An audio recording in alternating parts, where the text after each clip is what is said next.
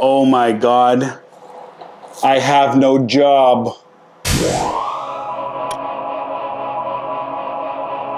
What's up everybody, it's your boy Richie Hustles, back with another video.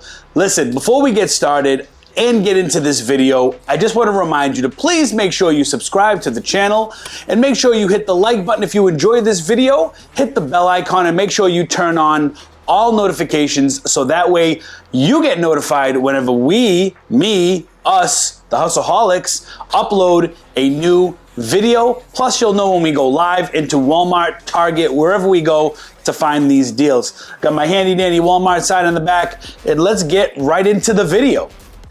So before we get into the ins and outs of quitting, let's backpedal a little bit. Let's rewind a little bit to 4 years ago, 2018. I discovered Amazon. When I first started, I was definitely a doubter. I watched a bunch of videos, some of the big top hitting dogs, you know, Reezy Resells and a couple of other resellers that had uploaded videos selling books, sneakers, retail arbitrage in Walmart. I didn't really see people going into Walmart, but I was definitely intrigued on how this person could have a family selling books or selling whatever and not have to go to work, to collect a paycheck, to have that sense of security, until I decided to dive in for myself. Rewind back to September 2018, I was definitely a doubter and I decided that I was going to take action. I went to the ATM. At the time I worked for a big bank and I was a financial center manager, 6-figure income, pretty stable, benefits, right? All that good stuff. But honestly, the commute sucked. We're talking hour drive to the train, an hour to get into work, just to deal with an arrogant boss who would just be like, why are you 3 minutes late, Richard? But look, I'm not here to bash the banks or the financial system. If you work in financial, it's a great paying job. It's a great way to make a living. And as long as you have great leadership at the top, you're good to go. Now, back after the commute, I actually have a couple of day in the life videos that you can check out here. And it's actually a day in the life of when I would work at the bank. And from travel to getting on the train, doing all that good stuff. It's definitely a fun video and definitely some insight of a reseller when you do have a full-time job. So back to the story. I decided to take action. I went to the outside of the bank that I worked for, and I had pulled out $20 from the ATM and I said, let me go to the library. I have the Amazon app. I signed up for the free account, which really isn't free because you have to pay 99 cents per item and you can sell up to 40. So Amazon offers you 2 accounts, free account, pro account. We'll get into that a little later.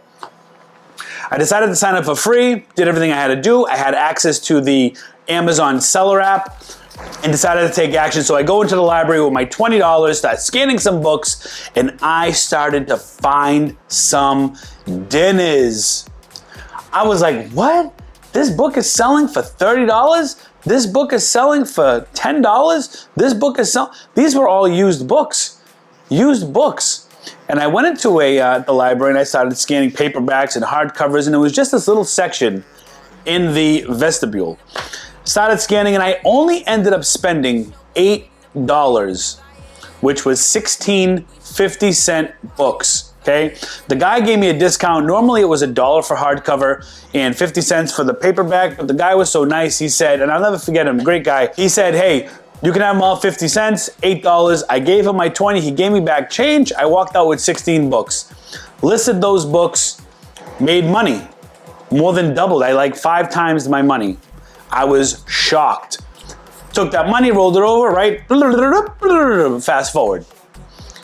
Now, we're at the point where I need to scale my business. I picked up driving Uber Eats. I picked up driving DoorDash. I have 2 phones, you guys know. To this day, I rock an iPhone and I rock a Samsung, and that's the way it'll stay. Kind of has sentimental value, but I would rock Uber Eats on the Samsung, and then I would rock DoorDash on the iPhone, and I would do deliveries to try to raise income because I still wasn't quite a believer and I didn't want to start pulling out of my savings account for something I wasn't sure of. The rest is history, right? I won't bore you with the rest of the story. I have other videos of my story and all this other stuff. Let's get into the meat and potatoes. So, guys, as of August 3rd, I was officially full-time Amazon and entrepreneur. And I say entrepreneur because, hey, I have 3 to 5 streams of income coming in. Amazon's not the only game in town. And I do want to tell you that I would suggest always having multiple streams of income. Not financial advice, you can make decisions on yourself. However, so when the whole, how do I say it? I don't want to say it because I don't want my video marked. So we'll just say 19. You guys know what 19 is, right? Okay. Guess what, bitch? So when 19 hit, the whole world was turned upside down, right? What they were doing is they were sending people home who had either were at high risk or whatnot. They had sent me home to work from home. And I'll never forget, it was in March 2020. And working from home had its challenges, its ups and downs, because I went from a financial center manager for a large bank to a call help representative. Now, some might say, well, you're lucky you still had a job, right? And I would say, yeah, I mean, I guess I was lucky that I still was able to keep my job. But at the same time, it was increasingly difficult to actually work from home. We always say, hey, we want to work from home, right? How great is that? You can work on your own schedule. You can do your own thing, right? It's not really like that, because sitting in front of a computer from 8 in the morning until 5 is kind of tiresome. And I got to tell you, it wasn't ideal, but it did allow me to scale my business. And I'll tell you how. You know, a lot of these training courses that when they would train you allowed me time to go in my garage, to take these lessons from the garage, work on my business. It was an ideal situation, not to work from home, but to actually run my business. Because I can tell you right now, if I wasn't sent home to work from home, I'm not sure I would have been able to scale my business that quickly. And what happened was, after an amount of time, the process working from home, this bank, it was very unorganized. They didn't really give you a choice as to what you could support. They expected you to understand a totally different section of the business that you are not used to.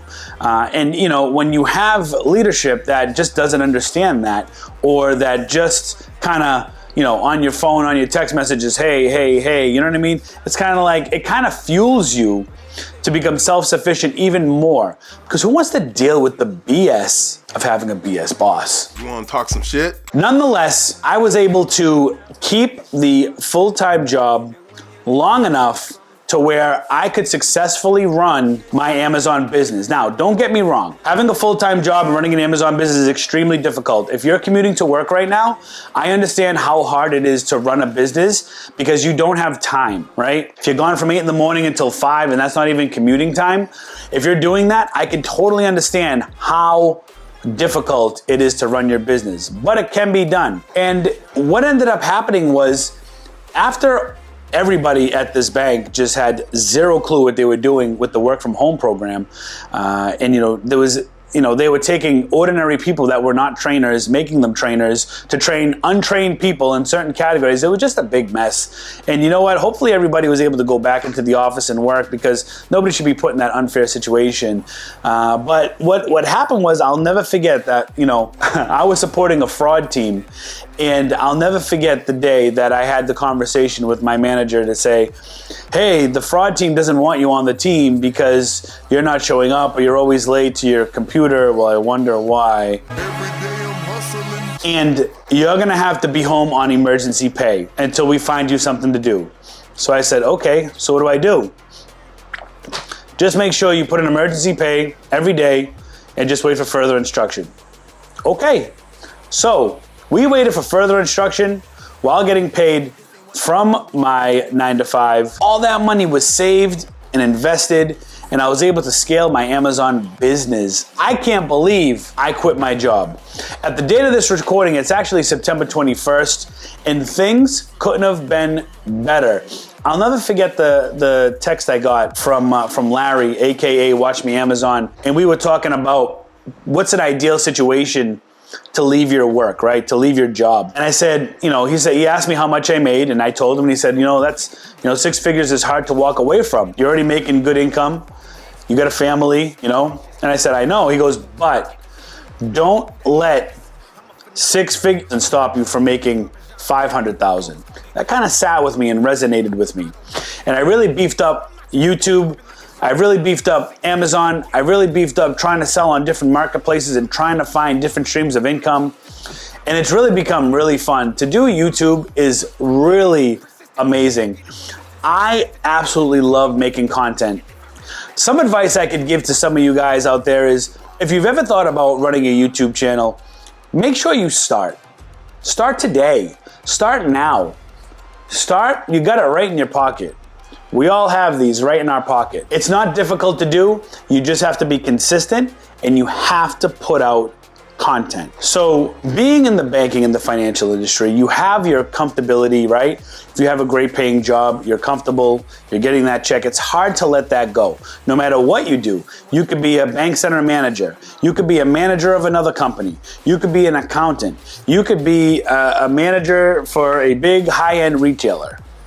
Doesn't matter. You'll quit when you know the right time has arrived. For me, I had to make sure I made double what I needed to survive per month consistently in order for me to quit my job. It wasn't an easy decision. To tell you the truth, healthcare, purchasing healthcare and all that stuff and dentist care can be tiresome, looking for all the benefits to replace, right? But when you work for yourself, your cap is unlimited. There is no cap, right? When you work for a boss, when you work for a company, they put a salary cap on you. Hey, you work for us, we're gonna give you X amount of money per year divided by however payment weeks that they give you. Some people get paid every 2 weeks, some people get paid every week, some people get paid twice a month, some people get paid once a month. And yes, getting paid twice a month is different than every other week because you get 24 pay periods instead of 26 pay periods generally. So it does matter. So now I run my YouTube channel. I run a second YouTube channel, Hustleholics, link is in the description.